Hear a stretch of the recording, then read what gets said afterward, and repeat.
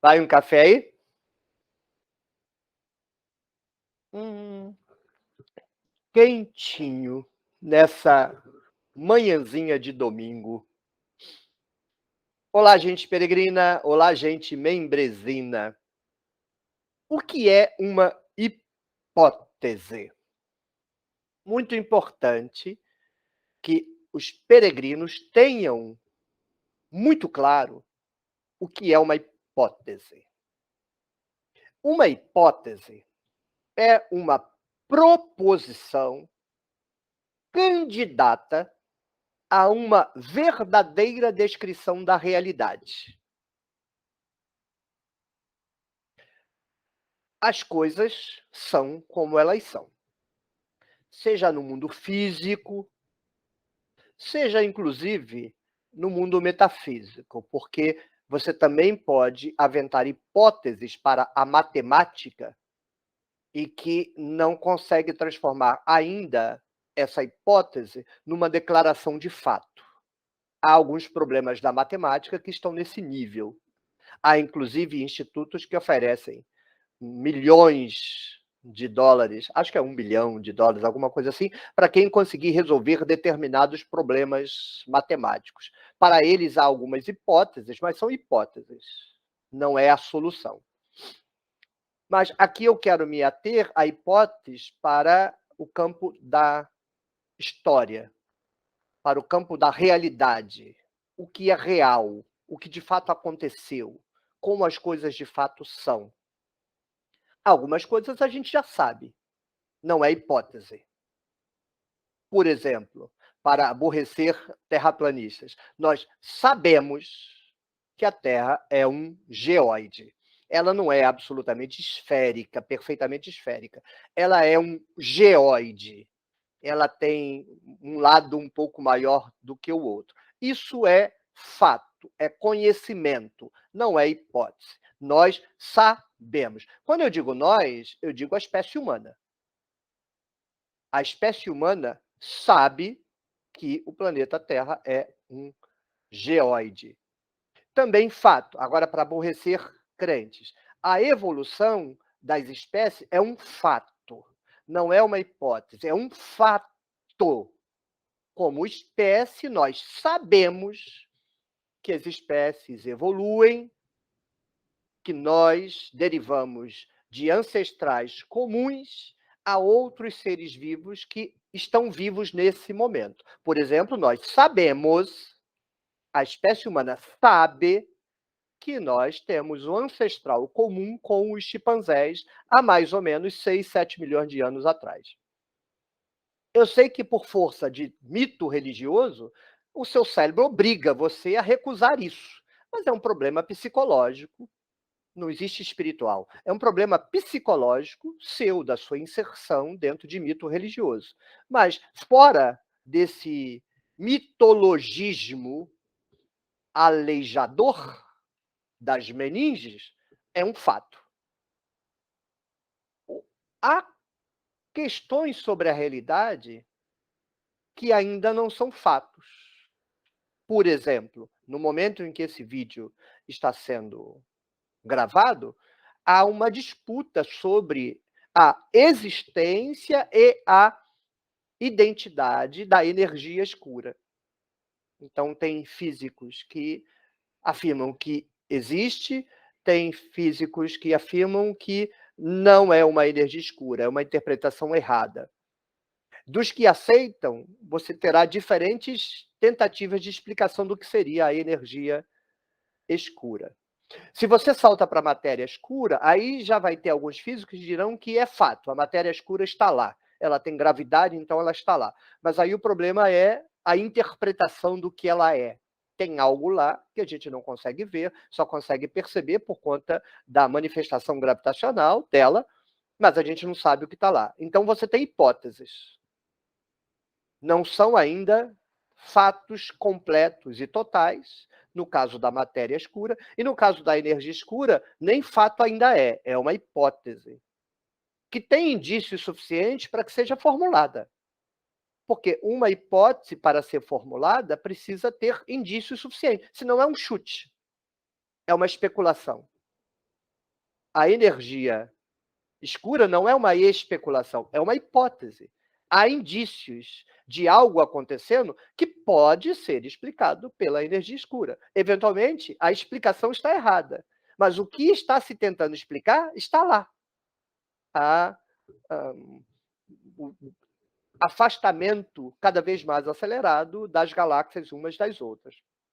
Então, tentam se explicar isso fazendo a proposição hipotética da energia escura. Mas o que ela está tentando explicar está lá. Ok? Qual a diferença, então, de conhecimento e hipótese? Conhecimento é uma hipótese que se configurou correta. A hipótese é um candidato a conhecimento. Só vai virar conhecimento quando ela for confirmada. Se for hipótese do tipo que pode ser confirmada, porque tem algumas hipóteses que não têm como ser confirmadas. Eventualmente, um dia a gente encontra algum mecanismo acadêmico, científico, que consiga transformar hipóteses não demonstráveis em hipóteses. Mas ela é indemonstrável por conta das condições. Por exemplo, só muito indiretamente a gente pode advogar a superdesenvolvimento do neocórtex. Nós temos um cérebro superdesenvolvido aqui na frente da cabeça, diferente de todos os outros animais. E é justamente a parte do nosso cérebro que é responsável pela imaginação, pela arte, pela criatividade. É com isso que a gente produz os deuses. Todos os deuses foram inventados com essa nossa parte frontal aqui do cérebro, neocórtex, esse aleijão. Quando isso surgiu? É difícil de mapear, porque no fóssil o cérebro desaparece. Então, a única coisa que fica é o interior das caixas cranianas. Mas acontece que os neandertais tinham uma caixa craniana maior do que a nossa. Então, eles já tinham neocórtex. Ou seja, é difícil demonstração. Você tem uma hipótese e você ainda não consegue mapear isso. E vamos conseguir algum dia mapear isso? Até algum tempo atrás, as hipóteses com relação à consciência eram consideradas indemonstráveis. Por quê? Como é que a gente ia entrar no cérebro da pessoa? Só com a pessoa morta. Em alguns casos, com a pessoa viva, mas muito recentemente por conta de processos anestésicos, porque ainda que o cérebro não sinta dor, para você abrir o topo da cabeça da pessoa, como você vai fazer? Então, com o desenvolvimento da medicina, hoje é possível. Você abre o topo da cabeça da pessoa, o cérebro fica exposta, ela está acordada, semidopada, mas acordada, e aí o cientista, o médico, vai apalpando com o instrumental cirúrgico a cabeça dela para ver as reações. Então, hoje é possível. E com o desenvolvimento da tomografia computadorizada e dos equipamentos de imagem, de ressonância magnética da pessoa viva, sem invadir o cérebro da pessoa, já levou a gente para considerar que as hipóteses sobre a consciência serão demonstradas mais cedo ou mais tarde. E vai se tornar conhecimento, e não hipótese. Porque hoje a gente pode mapear como o cérebro funciona. Quando a gente está alegre, quando está triste. A gente mapeia até cérebro de criança, bebê. Bota o aparelho portátil na cabeça da criança e monitora. Então, mais cedo ou mais tarde, vai deixar de haver hipóteses sobre a consciência e vai ser fato. Entendem? Então, o que é uma hipótese?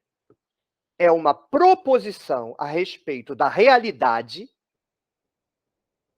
ainda que seja a realidade no campo metafísico, da matemática, por exemplo. Então, é uma proposição a respeito da realidade, que, para ser pronunciada, já contém indícios explicativos para o efeito que se pretende explicar. Então, tem algo lá, todo mundo está vendo. Você está vendo? Você está vendo? Se só você vê, é uma alucinação. Então, o fenômeno tem que ser visto por todo mundo. Ok, isso é um fenômeno. Ok, como você explica? Por esse indício, eu acho que essa é a explicação. Então ele faz uma hipótese. Mas ele já tem que ter pelo menos duas coisas para ter uma hipótese. O objeto tem que ser universalmente reconhecido, o fenômeno a ser explicado tem que ser universalmente reconhecido por todos, ou pelo menos por quase todos, porque você sempre vai ter os espíritos de porco, sempre. Mas ele é reconhecido como um dado da realidade, não se sabe explicar aquilo ainda. Então, uma hipótese seria uma tentativa de explicar isso, sem competência para demonstração cabal de ser essa a explicação correta, mas que tem indício para sustentá-la.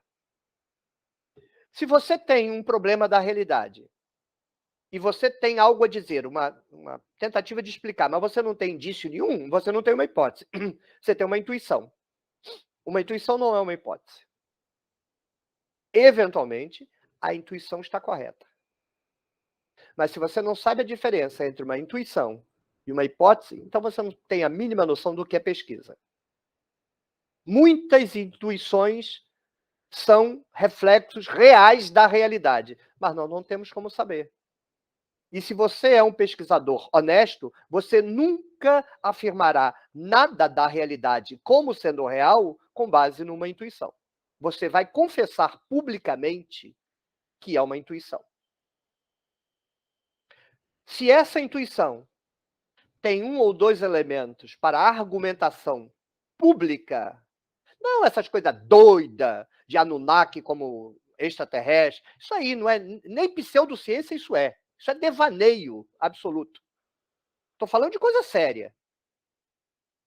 Se a sua intuição para a explicação de um dado da realidade já tem um ou dois elementos de sustentação que não provam, mas sustentam, me faz parar e prestar atenção no que você está falando, porque eu sei que não é uma intuição. Se é uma intuição, vou dizer, legal, parabéns pela sua intuição. Mas o que eu vou fazer com ela? Acreditar nela? Quando você tiver pelo menos uma hipótese, você fale comigo. Intuição serve para quê? Mas atenção, eventualmente a intuição está correta, o problema não é esse. A pessoa pode ter uma cabeça tão boa que só dela olhar ela já imagina a explicação, mas ela não pode vender a sua intuição nem como hipótese, quanto mais quanto explicação. Senão ela não sabe nada de pesquisa, está fazendo o quê no mundo da pesquisa? Primeiro vai estudar pesquisa, vai estudar epistemologia, depois se meta a querer discutir a realidade.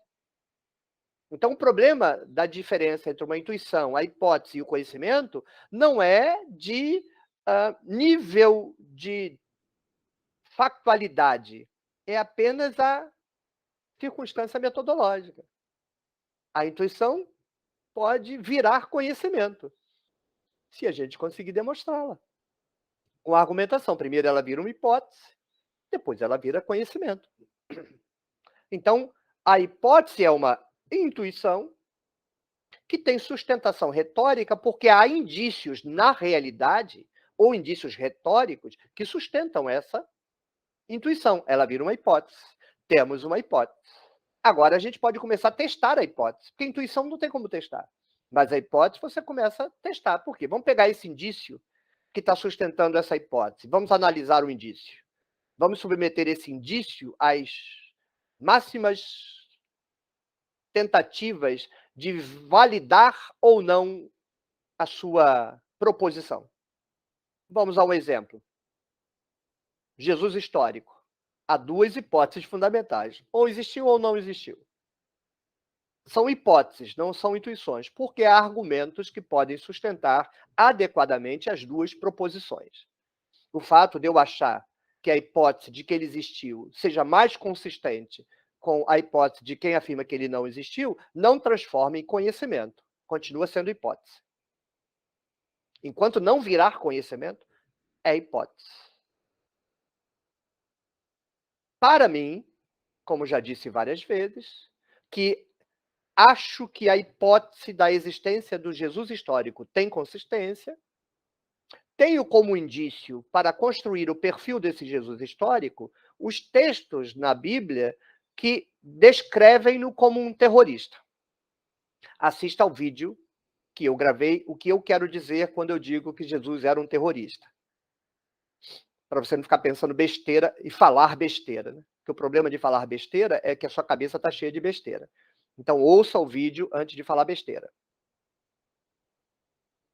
Então, quem quer avaliar a hipótese deve fazer? Pegar os indícios. Vamos pegar os textos em que Jesus é apresentado como um revolucionário, um lestai, cercado de sicários, cercado de zelote, e vamos ver a consistência desses dados. São invenção, não são invenção? Tem tradição ali, não tem tradição ali? Foi inventado por alguém? Quem inventou? Não, alguém foi obrigado. Ou seja, precisa analisar os indícios alegados pela hipótese. A hipótese não se discute. Quem discute hipótese é um tonto. Tonto. 2 bode velho, um dando chifrada no outro. Já viu assim? Dando chifrada no outro. É hipótese. Você não discute hipótese com ninguém. Você olha os argumentos. Só os argumentos e mais nada. Quem é apaixonado por hipótese é um religioso, que vai fazer de tudo para defender a sua hipótese, até arrancar os olhos da cara. Isso pode acontecer comigo. A paixão por uma hipótese, o desejo de defender uma hipótese e a sua hipótese se converter em conhecimento, é a vaidade do pesquisador. E se você acha que isso é um defeito, isso é uma besta quadrada. Porque alguém se torna pesquisador para nunca descobrir nada? Ah, vai se catar, ô infeliz. O sonho do pesquisador é descobrir algo que ninguém nunca descobriu. Senão ele não se meteu a ser pesquisador. Ele vai ser professor do ensino médio, sem nenhum demérito. Mas o professor do ensino médio não é um pesquisador. A função dele é uma correia de transmissão. Muito, muito, muito necessária. Uma função importantíssima da sociedade. Passar para a geração que está entrando na comunidade de cidadãos os conhecimentos, não o lixo, os conhecimentos acumulados pela espécie. Mas quem é que está lá na ponta, renovando e produzindo conhecimento? Não é o professor de ensino médio, são os pesquisadores. E o cara está lá para não descobrir nada? Vai plantar batata, o filho de um satanás. Se você é pesquisador, você quer descobrir coisas novas. Eu, como exegeta, sou exegeta para descobrir interpretações que estão erradas e fazer interpretações certas. Quem ouve o meu discurso como exegeta e me acha um arrogante, um prepotente, é porque é um completo tonto sobre pesquisa. Eu só faço pesquisa porque eu quero descobrir o que está certo e o que está errado. E, lamentavelmente, eu encontro muita coisa, muita coisa errada. E a minha função é corrigir. Ou então, para que eu vou ser exegeta? Então, quando você tem uma hipótese, você quer convertê-la em conhecimento, você quer provar que a sua hipótese está correta. Você quer ser vitorioso. Você quer poder olhar para o outro especialista e o outro especialista dizer para você: puxa, parabéns, você finalmente nos convenceu de que o que você estava dizendo. Há coisa mais saudável para um pesquisador do que essa? Não. Senão não é pesquisador. Está ali para ganhar dinheiro. O pesquisador, mesmo quando não ganha dinheiro, quer a satisfação de ser reconhecido como alguém que descobriu alguma coisa. Então, como é o que eu quero fazer? Eu quero ser reconhecido como um pesquisador que disse da Bíblia coisas que ninguém tinha dito porque estava tudo errado. Mas aí eu posso me cegar. Eu posso pegar as minhas hipóteses e corrompê-las. Corromper meus olhos, corromper minha mente, falsificar o raciocínio. Porque o desejo de estar vendo algo que ninguém nunca viu, que é o desejo honesto de todo pesquisador, ou não é pesquisador, pode fazer com que eu adultere até o que eu estou vendo, quanto mais o que eu estou dizendo. Então, não estou dizendo que as pessoas correm o risco de ser manipuladas. Eu mesmo corro o risco de ser manipulado. Quem vem aqui e me trata por um presunçoso, porque não assistiu nem 1% dos meus vídeos. Falar isso é de uma completa falta de consciência crítica. É falar mal pelo prazer de falar mal. Falar do que não entende, falar de quem não conhece. É o mal das redes sociais, né? Qualquer Zé Ruela acha que é um Einstein, só porque deram um microfone para ele. Agora a gente tem que saber lidar com isso. Então vamos encerrar. Hipótese não é conhecimento. Hipótese é hipo, está abaixo de uma tese. Conhecimento é uma tese. Tem muita tese que não é conhecimento coisa nenhuma. Mas se você pega o sentido da palavra tese, é algo que é conhecimento. Hipótese está abaixo disso, ainda não é conhecimento, mas é mais do que uma intuição. A hipótese é uma intuição que pode ser argumentada com evidências, mas que ainda não conseguiu apresentar evidências suficientes para se tornar conhecimento. Tem evidências suficientes para se apresentar como hipótese, mas não para se apresentar como conhecimento. Então, se você tem uma intuição, comunique a sua intuição, mas diga: eu tenho uma intuição, eu acho. Agora, se esse eu acho é esculhambado, e 99% das intuições que eu vejo nos comentários aqui da tenda, é tudo esculhambado. Não é intuição. É porcaria cognitiva. O sujeito não tem domínio de nada e de coisa nenhuma, aí a primeira porcaria que vem na cabeça dele vem: eu acho. E sabe o que eu acho do que você acha? Que é lixo puro. Intuição não é isso. Intuição não é você falar a primeira porcaria que vem na sua cabeça. A intuição só é verdadeira intuição quando ela acontece dentro das regras do jogo. Fora das regras do jogo é lixo. Não quero lixo aqui na tenda do necromante. Tem uma cesta de lixo ali chamado botão delete. Eu encontro lixo, eu deleto. Nós temos que limpar o ambiente da tenda do necromante, porque um monte de lixo fomenta a produção de lixo.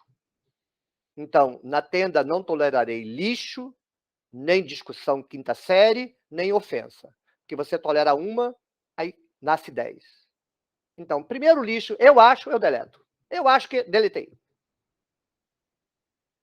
Você pode manifestar hipóteses, intuições dentro do jogo, que se configuram como uma explicação acadêmica do objeto, intuições transformadas em hipóteses, porque eu tenho essa intuição baseado nisso aqui, nisso aqui, nisso aqui. Então já não é intuição, já é uma hipótese. Nós colocaremos todas as hipóteses sobre a mesa. E vamos lidar com as hipóteses, sabendo que elas são hipóteses. Vamos desejar demonstrar que a nossa hipótese está correta? Claro. Mas vamos assumir que podemos estar errados? Claro. Tudo bem? Espero ter esclarecido. Eu tenho hipóteses aqui na tenda, mas também tenho conhecimento. Muito resultado de minha exegese, eu acho que não é hipótese, é conhecimento. Quem rejeita é porque está dando cabeçada. Ele tem uma compreensão completamente sem sustentação do texto e fica querendo combater a compreensão dele com a exegese que eu faço. Aí não tem condição de levar a sério, né?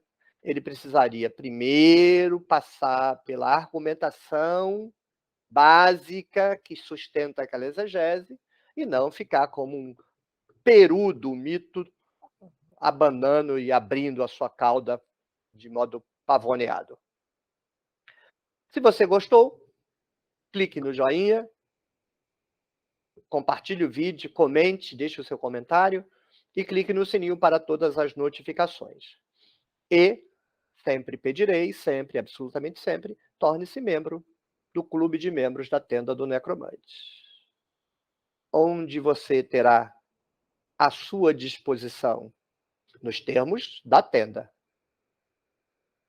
um necromante para lhe ajudar na sua caminhada cognitiva. Só aqui, só na Tenda do Necromante. Tchau, tchau. Até o próximo vídeo.